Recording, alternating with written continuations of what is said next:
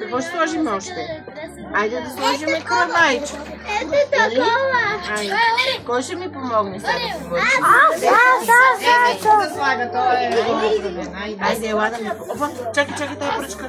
Само да не се Вие може да ни дадете една и ще се постараем в класната стая. Аз ще ви дам не една повече. Да си ги направите, защото тук е много те нямат достатъчно. Айде, ще влезаме сега това. Къде го влезаме? И тя тази не е направена. Къде ще го върши? Искаш тук горе да го сложи. Това ти е дълго, много ти е дълго. Чакай. Ние така ще го вършим. Горе. Така. И другата прежа. Сега, в традиционната сурвачка има ли значение какво присъства? Разбрах, че в някои краща на България има и кърпичка, но в традиционната си има сушени плодове. Кравайчето, вълната, чушката. Това са традиционните неща, които се слагат. Разбира се, тук можем още да украсяваме. От какво се прави традиционната сурвачка? От какво дърво? От какво дърво, деца, се прави? Запомнихте ли? Марги? Дрянова пръчица. И като се накичи така дряновата пръчица, и като знаеш вълшебните думички, и тя става вълшебна тази пръчица, и с нея пожелаваш здраве, плодородие, късмет, нали? Кой знаеше пожелание? Ело, кажи пак. Айде, ето. Тази е за тебе, може да си я доукрасиш. После още. Благодаря. Ама кажи пожелание. Всички да са живи и здрави. И сурва, какво беше? Сурва се от година до година. На мен как е забавно на Алекс пожелание. Алекс, кажи го пак. Искате ли? Дайте ми там още едно да направим.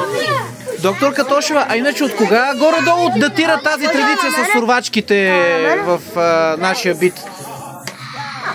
Сурава, вечера година, става година, Това са традиции, които са предавали от този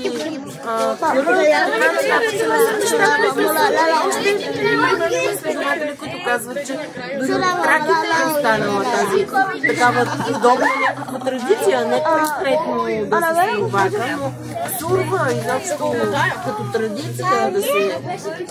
Сега утре е Игнажден и на утрешния ден всъщност е народната нова година. И те са започвали още от Игнажден да си пожелават тези такива, нали, пожелания и наричания. Ето и сега тази ще я направи. А сурвачката е символ на новата година. Ами да, това се прави на новата година. Това е. Утре на Игнажден, примерно, ще им разказвам за това, какво се прави на този ден. Кой ще дойде? Марки, кажи.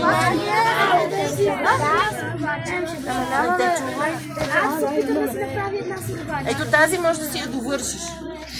Ако искаш, можеш друга. На Игнажден ще им разкажете. Да видим кой ще ни бъде празник, кой ще дойде пръв. Да видим, да му кажем какво трябва да направи, какво е правил някога в традицията човек, който пръв пристъпи в прага на дома, какво е трябвало да направи, но ще го запазя в тайна сега, да не издава.